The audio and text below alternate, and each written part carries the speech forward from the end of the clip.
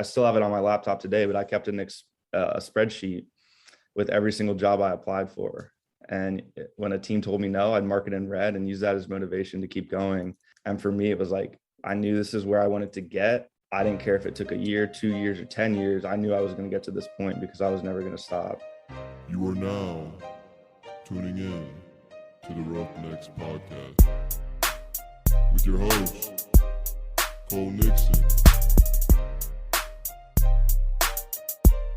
Much love. I really hope you guys enjoyed today's episode. If you do, then be sure to subscribe, rate, and review, then pay a simple, cheap fee. All I ask is that you like the episode and then maybe share it with a friend you think would enjoy it as well. Help continue to grow this podcast and share the words of wisdom from all my guests that join the show with as many people as possible. As always, be sure to grab the bull by the horns and take control of your life.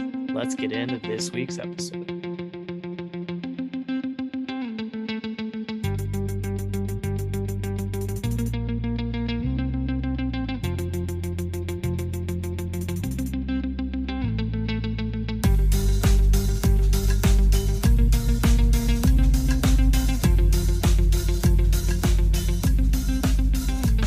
What's up, everybody? Welcome back to the Roughnecks Podcast. This is episode 66. We're getting closer to that episode 70, which, as you guys know now, it will be the second Q&A Friday. Every 10 episodes, 60, 70, 80, all the way through the rest of this podcast will be Q&A Friday.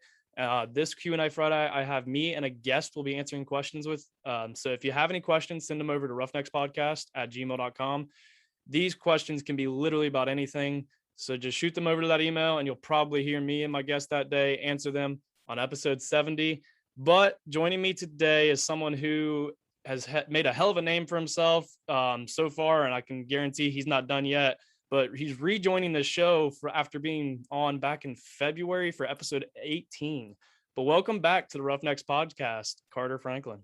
Appreciate it. Thanks for having me back on. Excited to be here. Heck yeah, man. I mean, we kind of talked, I think, originally about when you first came on, like, we'll have to do this again in a year because a lot changes, especially like we get out of college and then, every year it's like things just keep building for, I don't even know how many years, but it's crazy how much can change in just it hasn't even been a year, but a lot's changed for you. I know it feels like so long ago that I was back on the podcast, but it really wasn't too long ago. But this year's been flying by. This season's been flying by, but it's been a fun ride. Oh, I'm sure it goes a lot faster when you are constantly probably having stuff that you have to do. Yeah, no, 100%. I've been definitely busy. I've been working so much. I've been trying to take time to step away from work because I think it's important to maintain a good work-life balance too. So I'm still like trying to figure out that, but no, it's been super fun. Yeah, but like I said, he was on in episode 18, and that was his first appearance. If you haven't listened to that episode, go listen to that episode first before you listen to this, because you're going to see a big difference in, one, this podcast, and two, him. But fill the listeners in, man. Like, who is Carter Franklin now? What have you been up to? Yeah, so right now I'm working for the NFL as a content creator. My exact role, I'm a live content correspondent. So essentially my main responsibility for the NFL is I'm out down on the field shooting games, and our biggest priority is to capture the biggest plays and the biggest moments and get those recorded and send them out to the league, send them out to the teams right after they happen. So, on Sunday when the Browns have a big touchdown, we take our card out of our camera, plug it into our phone, and then those are shot out to the Browns Instagram, Twitter, Snapchat, Facebook, everything in real time. So when you're scrolling on your phone during the game, a lot of that footage is coming from the LCC team. And then along with that, we do a lot of content for the player socials throughout the league. And additionally, with the NFL work, I'm continuing to work with Myles Garrett with the Browns, creating content for his social media accounts and launching his YouTube channel. I did not know that was coming. I didn't know he was in the works of a YouTube channel, but yeah, no, the YouTube channel is up. We got about 4 or 5 videos right now.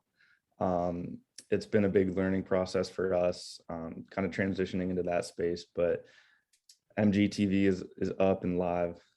So we'll talk first about your NFL job, because you didn't I think you were on the verge of that job originally when you had first came on, but you didn't have that then. So what is a typical week like for you with Miles and the NFL right now, especially because it's in season? Yeah, so with the NFL, I'm really only working with them 2 to 3 days a week. So the days leading up to Sunday, we're in communications with. So I shoot mostly in Cleveland, so I'll be talking with the Browns and whatever the away team is that week. And essentially, their social teams will reach out to us with any specific requests they have for the week. So if they have players A, B, and C that they want us to prioritize and get moments of, we'll focus on them. For the most part, it's kind of like we're in a routine now that we're so far into the season, like we know what's expected of us. So Sunday comes around, typical game day for me. I get to the stadium about 4 hours before kickoff. So for like a 1 p.m. game, I'll roll up around 9 a.m., get to the stadium, get to the media room, get all set up. First thing I do is I'll go up to the top of the stadium and get wide shots, establishing shots of the stadium. Teams will post those the morning before the game. Head down from there into the tunnel and get ready for player arrivals. So get the guys walking into the stadium. With that, it's like fashion's a big thing. So all the guys got their game day outfits on. So we're highlighting those moments. From there, it's out to the field for pregame. It's been cool because at the beginning of the season, we weren't allowed on like the playing surface. So we were kind of circling the perimeter of the field, still down there, but not out there. But now it's cool. Like I'll walk out to the 50 during pregame and like get right next to the huddles and capture those moments. And then from there, the game pretty much flies by. We're pretty much set up to getting touchdowns is pretty much our number one priority. So for the most part, I'm camped in the back of the end zone for the drives, get those moments, send them out in real time during the game. And then after the game, the day after the game, we'll go in and we'll label all of our footage. So like I'll go through all the clips and label it Cleveland Browns, Myles Garrett, strip sack. And then all that content goes into a archiving system for the NFL and for the teams to use at a later date. And additionally to that, we have to track all of our content. So whatever social media, whatever team, whatever account posts our work and our clips, we have to copy and paste that link.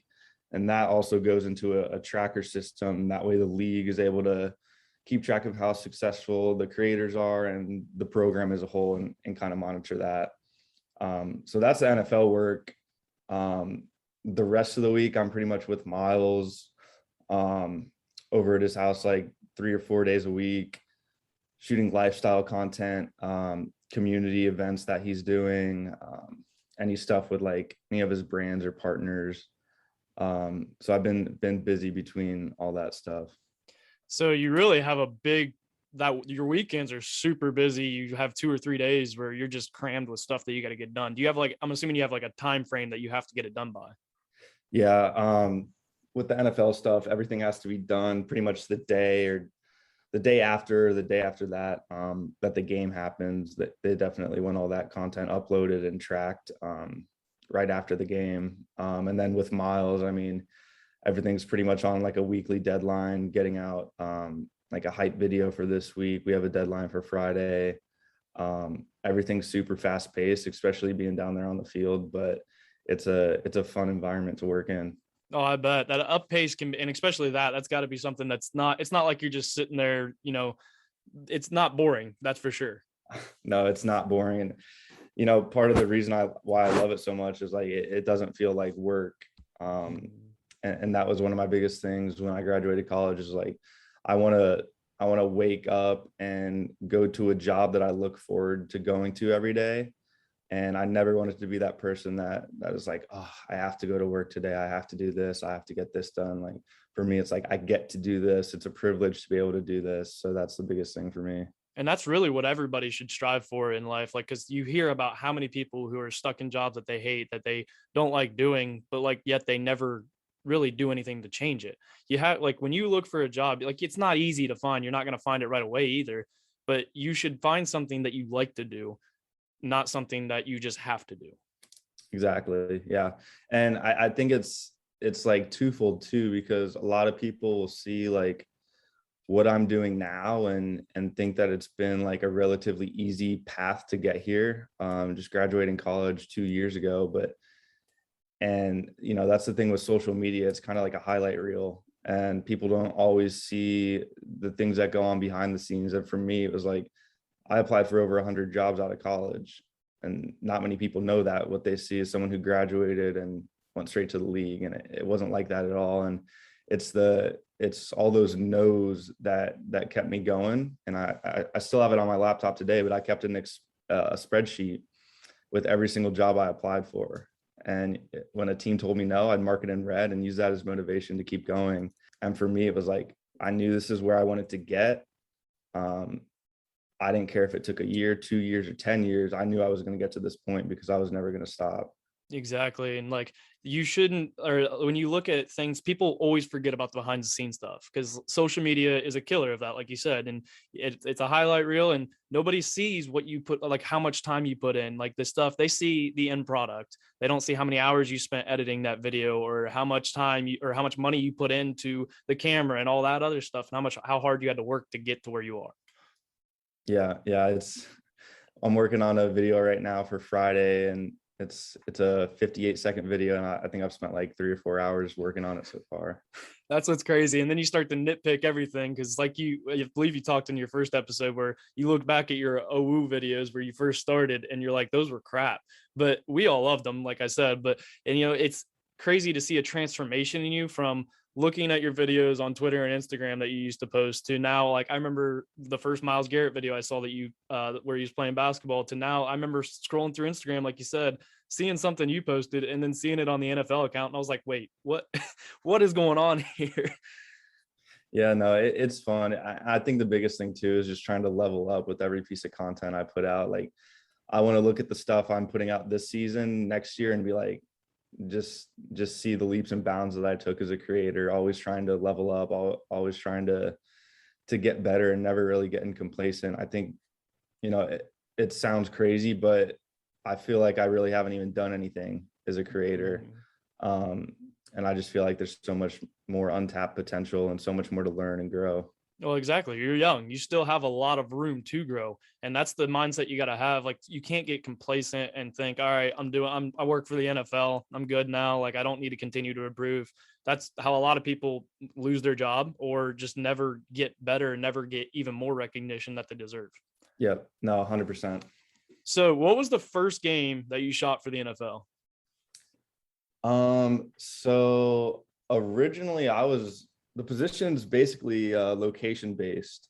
So every stadium has a team of about 3 creators that'll shoot all the home games for that team. So when I first accepted the position, I thought I was just going to be shooting Browns home games.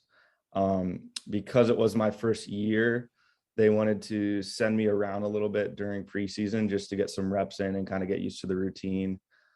So the first game I ever shot was Pittsburgh played Detroit in Pittsburgh for preseason week 1. And that was just like, that was a crazy moment for me, like stepping out of the tunnel that first game, just like kind of everything coming full circle. And it's like, it was a lot of emotions that game for me because I worked so hard to get to that point. So I was in, that was Pittsburgh week 1 preseason. Then week 2 of preseason, I was in Cleveland for the Browns preseason game. And those 2 preseason games, I had 2 shots that were on a level that I would have hoped to get clips that good. It's like by the end of the season, and they came in my first 2 games. One of them was a viral clip with the Browns, just a player celebrating right in front of my camera, and it got like 1 million views overnight. And a lot of the comments on the clip were like, "Oh, this looks like a video game. This looks like Madden." So that clip was going everywhere. And my boss reached out to me after that second preseason game, and he was like, this is insane. This is like one of the craziest starts we've seen from any of our LCCs. And after that, he had me come down to Tampa for week 1.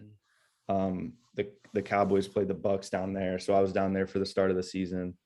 It honestly, I don't think I could have had a better start to the season than what I had. And honestly, I think all of that is just a testament to me. Like, I knew this was the exact position I wanted to be in one day. So for me, I followed and had been, in contact with a lot of the creators who were already in the program, consuming their content, picking their brain. So then when it was my time up, I'd already gone through my head thousands of times what this moment was going to look like for me. So from there, it was just being ready for the moment and get the shot. That's the way to do it too, is to build those connections and like look at the people who are doing what you want to do or doing it better and continue to learn from them, because that's how you improve. That's how you get on that level that you want to get on. Yeah, no, I think that's honestly the biggest thing that young creators will reach out to me, and I get a bunch of DMs like asking for advice. And it's just like, when I was in college, I would follow creators who I thought were dope and who I like their content. And it's been cool to kind of see that come full circle, because now I look to my left and right, and those are the people I'm co-workers with and working alongside. And, to have people that I looked up into in the industry now reaching out to me saying like, we recognize and acknowledge the work you're doing. It's just like, that to me is the coolest thing so far with this season. It gives you that satisfaction that you need to, like, it gives you that why you're doing what you're doing. Yeah, it does. And I always knew I had the talent, but to do it on this stage, I feel like my work is going to a lot more eyes, and it's like getting that recognition that I originally wasn't before, even though I thought I was good enough. Exactly. So you've been in a handful of different stadiums. Which one would you say is your favorite so far? And I've been in Cincy, Pittsburgh, Cleveland, Buffalo, and Tampa so far. Buffalo fans are crazy. Like, I remember, I think it was like week 3, but when they announced their quarterback, Josh Allen, the stadium was so loud that it like physically hurt my ears. Like, that was definitely the loudest stadium. Pittsburgh fans are pretty crazy. Tampa Bay, they do this thing in the stadium where like one side of the stadium will scream Tampa, and then they'll go back to the other side and they'll yell Bay, and they'll go back and forth. That was pretty cool. As far as my favorite moment in the stadium though was in Cleveland, when we had our night game this season and they cut the lights for the players' intros. That was the first time they had done that. That was honestly a pretty cool moment, seeing the players run out with all the lights out. All the fans had like their phones and their flashlights in the stands. So that was pretty cool. And I bet that was fun to shoot as well. Like, that's something that makes for good content. Yeah, no, 100%. I wish we had more night games. We have a 4:30 start this week, so it'll kind of be a night game with how dark it gets out now. So what is your favorite game that you have actually been to, like got to experience, maybe in like your shots wise or just in the game itself? Game itself, I want to say the Browns Bears game. Miles had 4.5 sacks, and you probably know more Miles stats than the people on Sports Center and stuff. That game was crazy. After his last sack, he went over to the sideline and he got a standing ovation, and the entire stadium was chanting his name. And I know that was a special moment for him, but to be down there and experience that, I mean, that was a moment where I got goosebumps behind the camera. And then obviously this past week, Miles with the strip sack and then took it back for the touchdown. That was a crazy moment too. The fact that I was in position to shoot that's not a spot I'm usually at. I'm usually more downfield, ready for the offense to come. But I feel like I'm at a point now where I kind of know Miles and his tendencies, and I'll know when he'll kind of sit back or the downs where he'll try to make a play.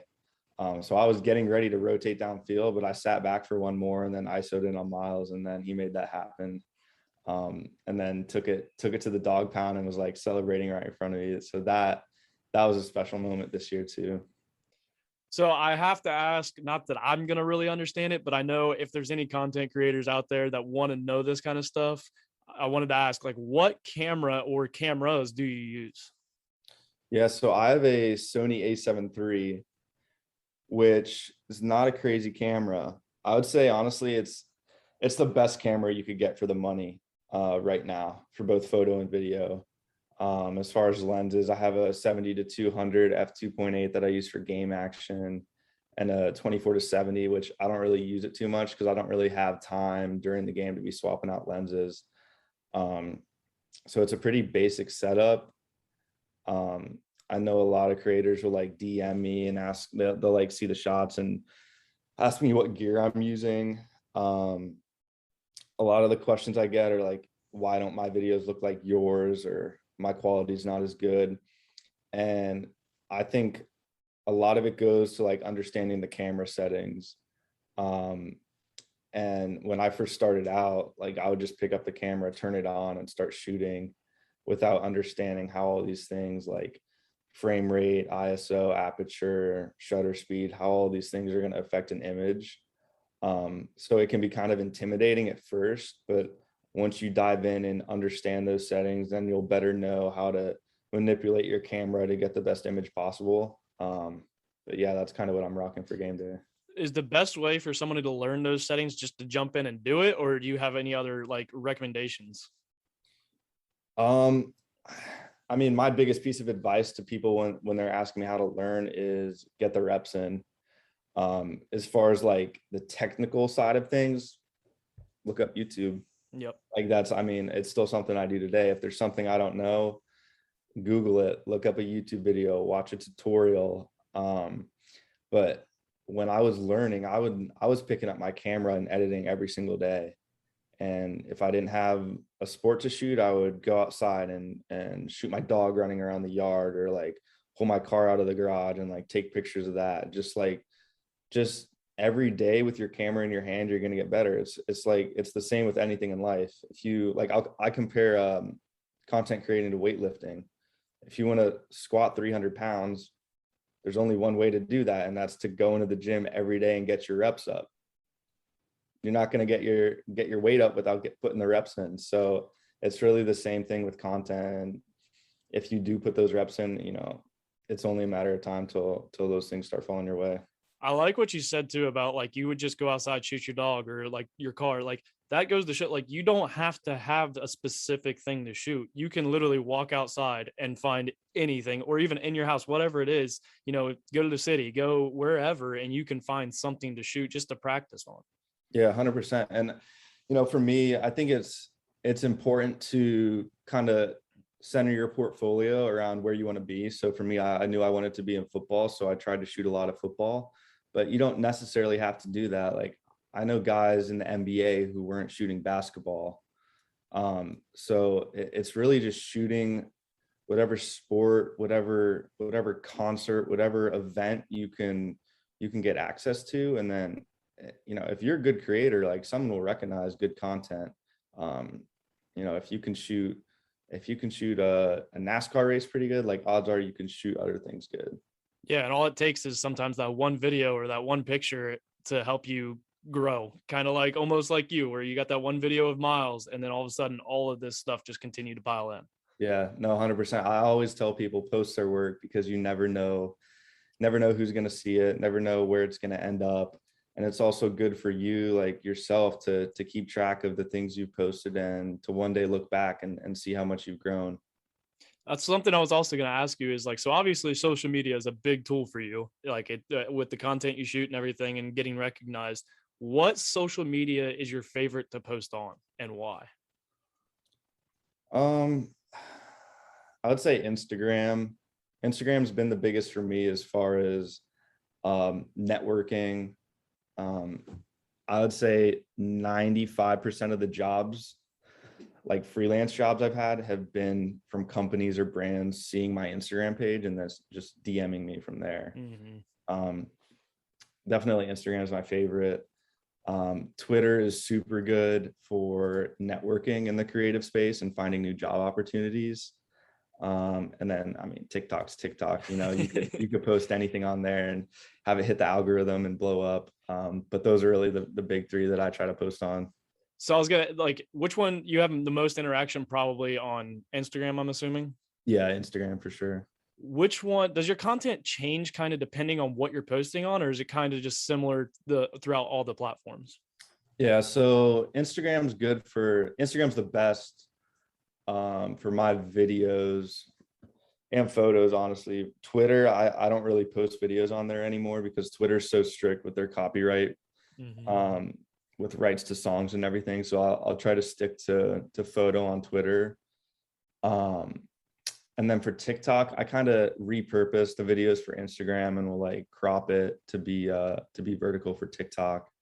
The cool thing with TikTok too is I try to do like some behind the scenes stuff.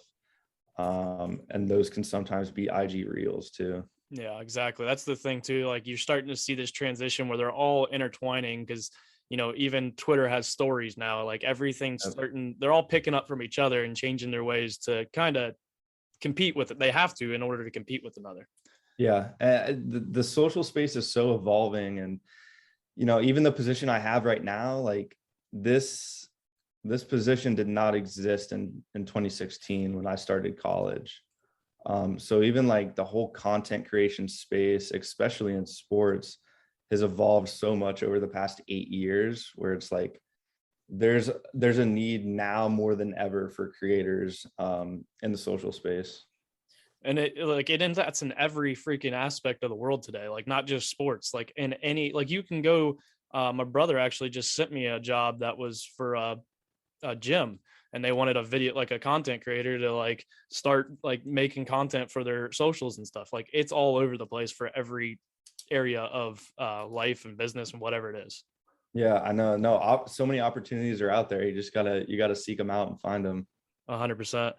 But I want to talk on the Miles thing because you guys just, like you said, you guys got that YouTube channel. What exactly is the YouTube channel?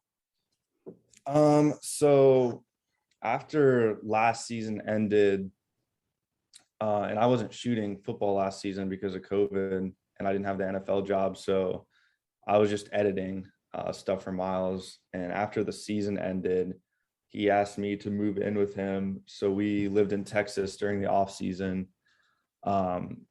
And during our time in Texas was pretty much a lot of documenting the off-season grind, the workouts he'd been going through, some lifestyle stuff. We took a trip to Hawaii, which is really cool.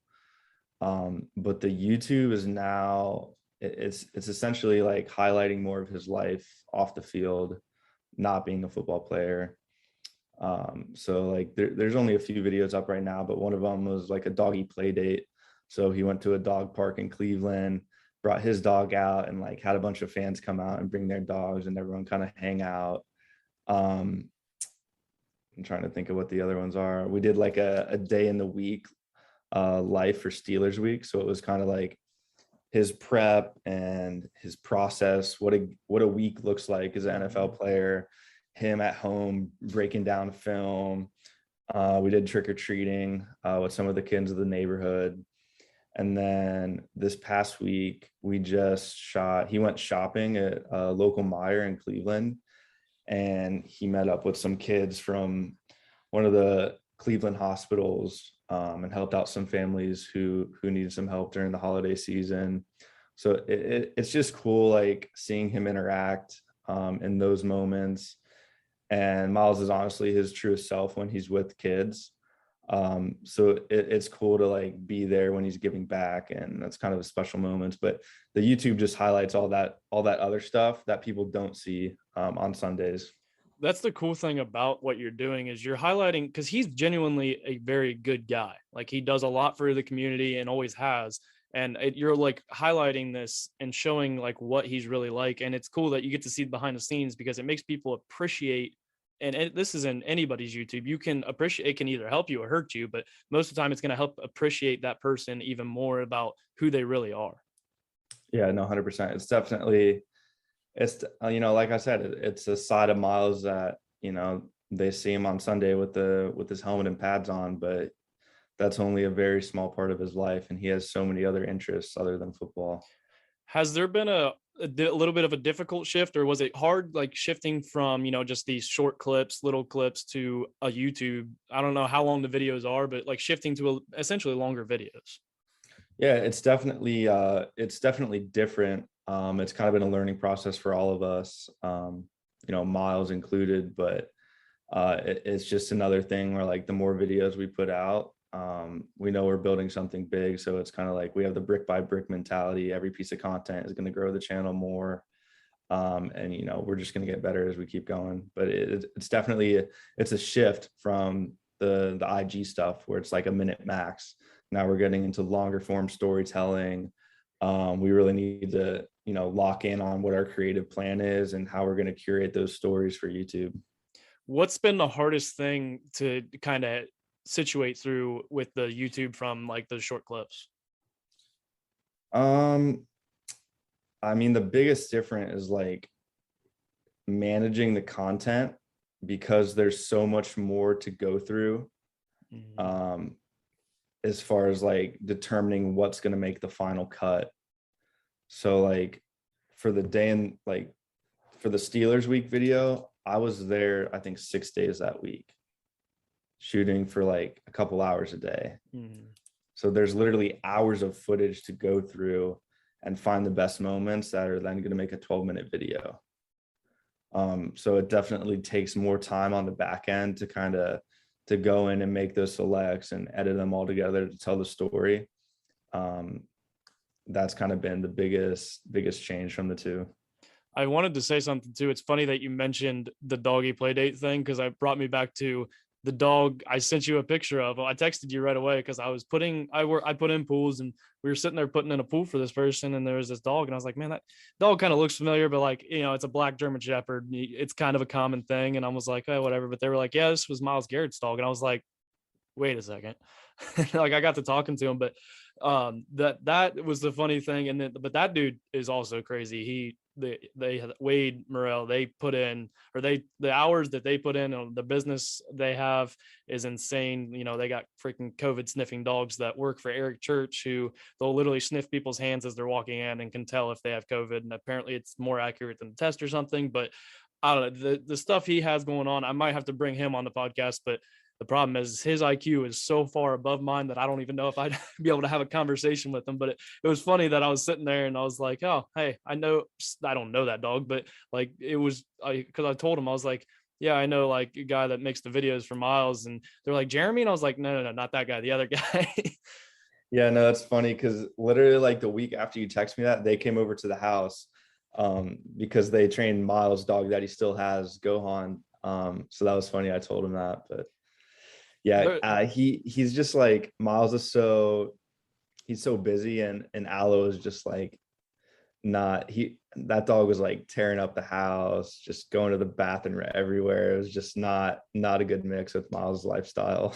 They said that dog was Wade loves that dog apparently, because he's like, I put him through the course, and he goes, normally dogs run around things to get to things. He's like, this dog was running through things. He's definitely, you can tell, because they let him out on the back deck and he'd be up there and he wouldn't stop moving. It's just back and forth the entire time. Yeah, no, those dogs are like so well trained too. It's actually crazy. Yeah. I will give them credit. They do a heck of a job with what they got going on. Yeah.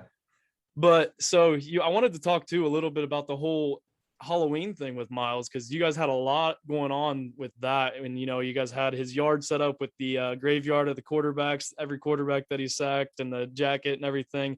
What was that like? How much did you have in that say so?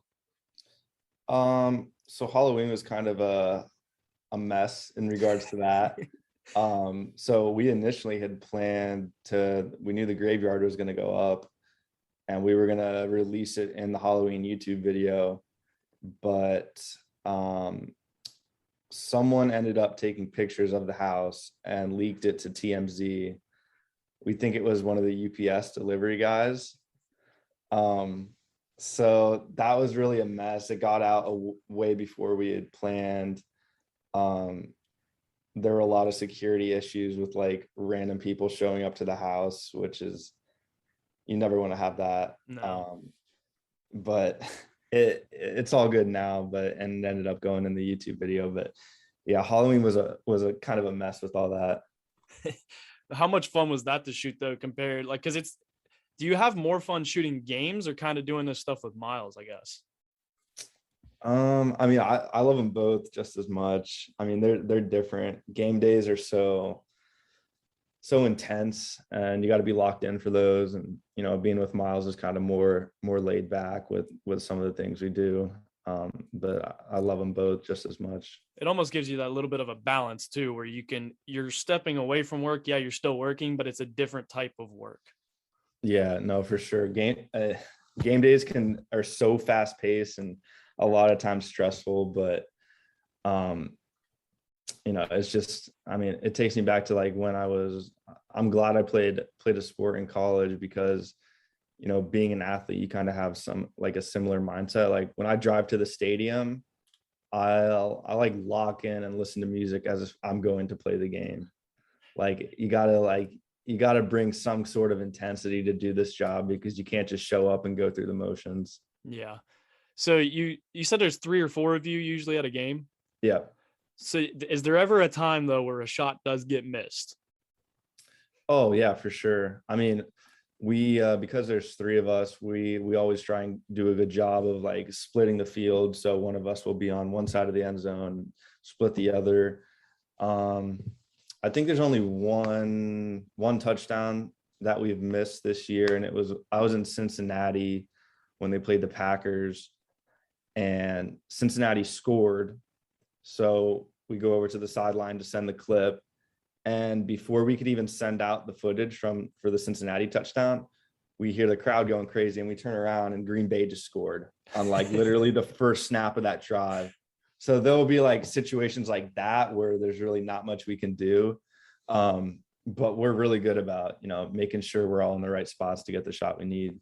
You guys almost have your own zones in a way, and you guys I feel like you guys kind of feed off of each other. Like, all right, this person's shifting this way. It's not like you almost like are on a rope in a way. Yeah, definitely. It's kind of like, you have the same 3 of you all season. So you kind of get a feel for like where the other person is going to be.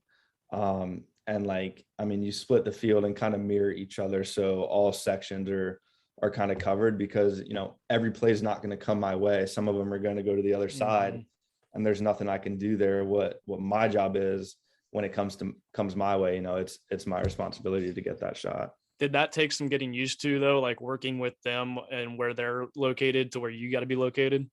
Yeah. I mean, it's definitely different, because I mean, prior to the NFL, like when I was at OU, I was the only person shooting. So it is kind of nice knowing that if something doesn't go my way, someone is going to capture it, where before it's like, I can't do anything about it. So yeah, it's definitely nice working with other people in that sense. So one of the final questions I want to ask you about the content creation side of things is, what are your goals going forward? Because I know you probably have them in your mind. What are your goals? Like, what do you want in your future? Man, I mean, my biggest thing is I just want to keep leveling up. I just want to keep improving with every piece I put out. I want to, find that happiness, that peace of mind, knowing that whatever I'm doing is exactly what I'm meant to do, and kind of find that peace. As far as where I'm going to be, I have no idea. And I'm kind of like, I'm so go with the flow now, where like, I know I'm on the right path right now, what I'm doing, and, everything will happen, as it's supposed to. But, keep my head down and keep putting in the work, keep getting those reps in. That's kind of the mindset. And like you said, everything keeps evolving. And, when you got in college, the job you have now didn't even exist. So you never know what actually might be out there in 4 or 5 years. It could be completely different. Nobody really knows. Yeah, no, exactly. And I know like this isn't the end all be all. So I'm excited to keep growing and keep on this path. But, we'll see where life takes me. I also it just popped into my head. I remembered you made your 2020 sports clip or 20, I don't remember what it was, the sports clips. I think it was 2020, and you Mhm. used a little snippet of the from the first time you were on this I podcast. did. I wonder if anyone else believes in me because I believe in myself. And I think once you get in that mindset, there's no stopping you. I remember that because I was sitting there listening, and I like it didn't hit me at first, but the more I kept listening, I was like, wait a second. So Mhm. I wanted to say thank you for that. I appreciate, Yeah. even though it was your voice, I still appreciate you using the content from mine Yeah, to for sure. on yours. But the final question that I ask all of my guests before we get into the best segment of the podcast, and I don't think I asked you this the first time you were on. I don't think it was something that I implemented yet, but one of my favorite questions to ask is if you could go back in time and tell your 16-year-old self one thing, what would it be? Wow. That's a great question. I think I would tell myself to live in the moment and enjoy where I'm at with the process. I think it's easy to get caught up of the end goal, you know, having this vision of where you want to be in a year, in 2 years, and becoming so laser focused on that time goes by and you eventually do get to that point, and then you're sitting in a spot that you used to look forward to, and now it's like, now what? So just being in the present moment and recognizing the fact that right now where you're at, you today is where you used to want to be in the past. So just be present, trust the process, and keep working. It's all going to work out. Believe in yourself. The But funny yeah. thing is, like you say this, and this happens all the time on the podcast.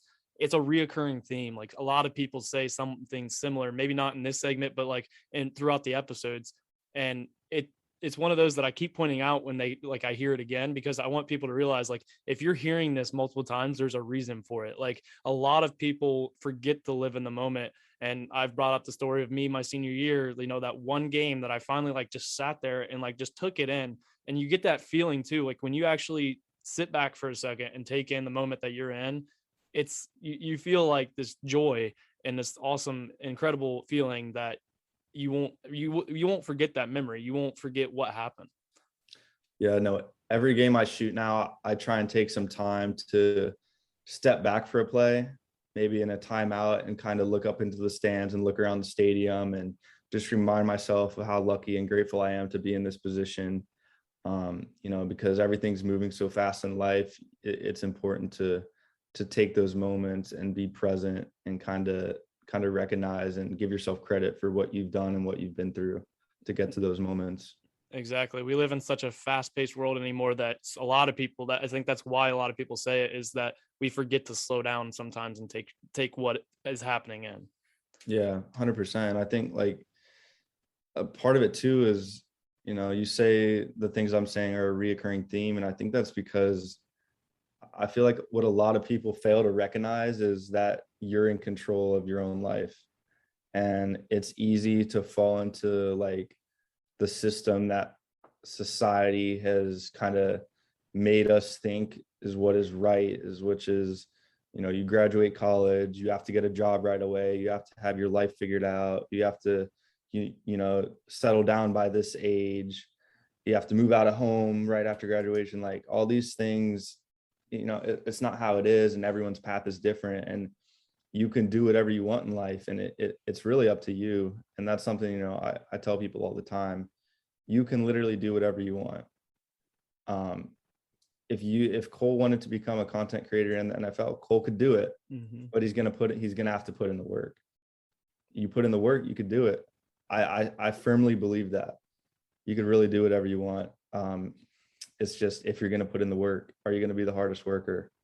So that's what it's all about. Exactly. If you want something, you have to you have to put in the work. That's where a lot of people sometimes fall short. Like, yeah, I put in some work. You didn't put in enough. Like some people have to put in more work than others. And depending on what you want to do, you might have to put in more work than you really want to. But if you really want your end goal, then you have to put in that work. And, something that you said too, like everybody, like this is how it's supposed to be. Like I graduated with a 4-year degree, have a degree, and I work a blue collar job, not necessarily using that job or that degree.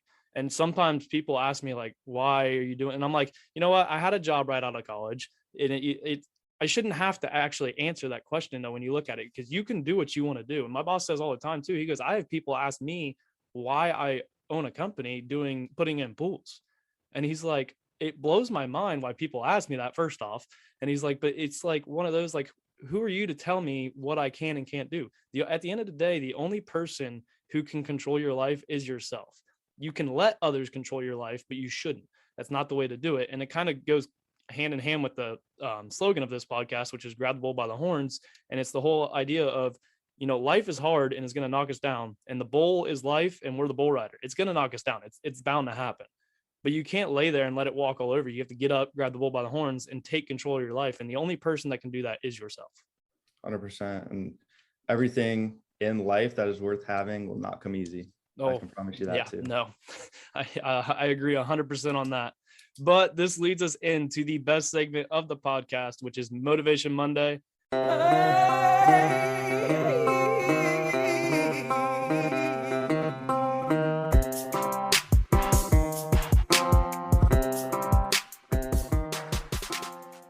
Motivation Monday is the point in the episode where I love a guest to give the Roughnecks listeners a little inspirational bump to set the tone for their week as they listen on Monday morning. So what does Carter Franklin have for his second Motivation Monday? One thing I saw recently that really put a different perspective on work and for life for me was, I'll ask you this question, Cole. If I gave you $10 million today, but you're not waking up tomorrow, your life is over. After I hand you the money, are you taking it? I don't know. I mean, maybe, yeah, probably, because like I want to go do a bunch of stuff, but at the same time, like you look at it in a sense where you could like, do I want to go spend all this money and do all this stuff, or do I just want to take my final day in? That's a tough question. It is a tough question. And for me, I kind of thought about it. And for me, the answer is no. Like that money is not worth my life being over tomorrow, because I have so many things that I still want to do.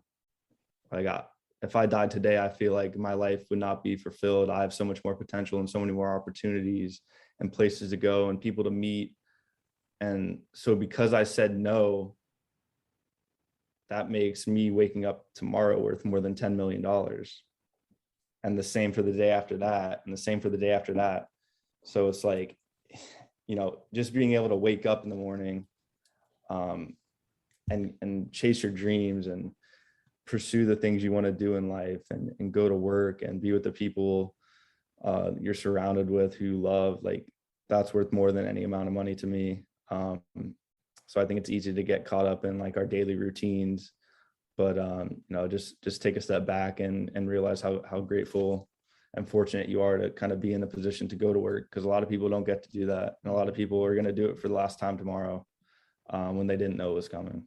Exactly. And you look at it too, you should be grateful every single day that you wake up, because how many people do you hear about? Like you hear the stories all the time. People go to sleep, never wake back up, and that's just the end. And we should be grateful every single day for every single day that we have, because we all have a clock and it's always ticking. We never know what's going to end, but you should almost live every day too. Like it is your last day. Yeah, no, 100%. Always be in the present moment for sure. Back to that whole present moment thing. It's a reoccurring, that's the thing. When you look at it, it is something that is super important. It seems so cliche and so like such a little thing, but at the end of the day, when you really take a step back and look at it, it is a very big thing to live in the moment, live in the present, and just take in what's going on. Yeah. Give yourself credit too. I think a lot of times we're hard on ourselves because, maybe we're not where we want to be at this present time, but like take that time to step back and reflect about how far you've come, all the things you've done in the process. Yeah, that's funny that you say that too, because just yesterday I was told, not trying to like boast myself or anything, somebody told me like, you're pretty far along for a 23-year-old. And I literally looked at him and I was like, it sure as hell doesn't feel like it. Like I don't feel like I'm anywhere. And then, but it also, then you kind of take a step back and like just think about where you are. And it's like, oh, maybe because we don't give, we are going to be always going to be the biggest critics on ourselves. But sometimes you have to, let up on yourself a little bit and give yourself that credit that you deserve.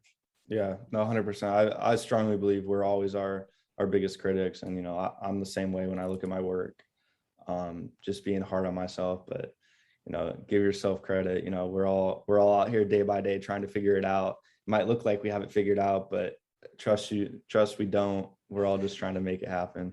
Exactly. And I'm 100% the same way when it comes like looking at, recording an episode. I'm like, man, I didn't really like that episode. And then I'll get texts like the next week, like, oh, that was a sweet episode. I'm like, oh, and I'm sure the same thing happens with you with your videos too. Yeah. I mean, hey, that's why it's always important to post your work. Cause like, even if you make something, you record something that you don't think is good, like there's one person out there, there's at least one person out there who it's going to make an impact on. And as long as there's that one person, that's all that matters. Exactly. All you need is that one person to believe in you. As long as you believe in yourself, and you'll get somewhere. Yep. There it is.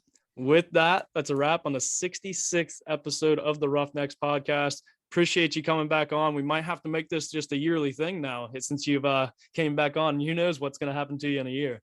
Hey, I'm here. Give me the call. We'll run it back. Number 3. So, but where can people follow you on social media and see your content? Yeah, it's just C Frank Films on IG, Twitter, TikTok.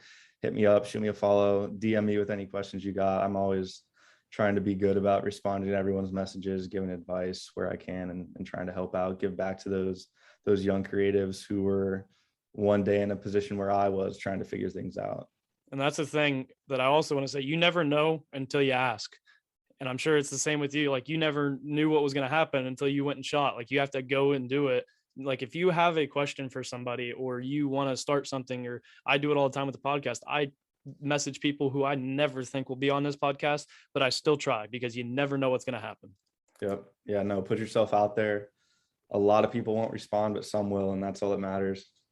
So I got one more question for you, and it's something brand new I'm starting that I'm going to do on every episode since we started Q&A Friday, where every 10 episodes, me and somebody are going to sit here and answer questions that other people have asked.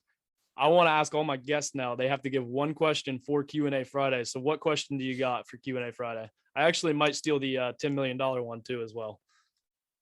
Yeah, that's a good one. It's just a question in general for the guests. It could be literally anything.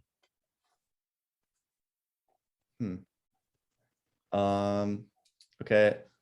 What you're doing right now, did you see yourself doing this 5 years ago? And why or why not? All right. I like that. That's going to be a good one, because I know the guest that's coming on, and that's going to be a great one for him as well. But go follow him on social media. You'll probably see his videos on ESPN, SportsCenter, Miles account, and, all the NFL accounts, all that kind of stuff too. But that's all for this week. Unfortunately, the next week is the last episode of the year. And unfortunately, the guest that I had lined up, the big guest that I somewhat mentioned, didn't happen. We will have him on. We're going to reschedule and get him in 2022. But I do have another big announcement to make after that failure of announcement. But coming soon, I won't give a date yet because I'm not entirely sure. If you haven't noticed, or if you have noticed, I haven't done any sales for merch. I do have a website that is in the works, and it will be launching in 2022, very soon in 2022, but I'll have a for sure date probably next week. So if you guys want to know that date, tune in next week. But until next week, you guys know the deal. Life is hard, and it's going to knock you down just like a bull does to a bull rider. Don't let the bull of life walk all over you. Get up, grab the bull by the horns, and take control of your life. Roughnecks out.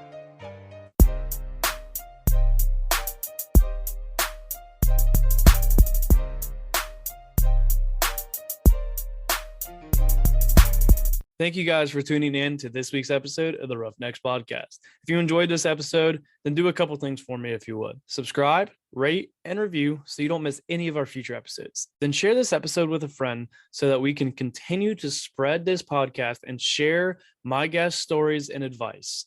You guys know the deal though. Until next time, be sure to grab the bull by the horns and take control of your life. Roughnecks out.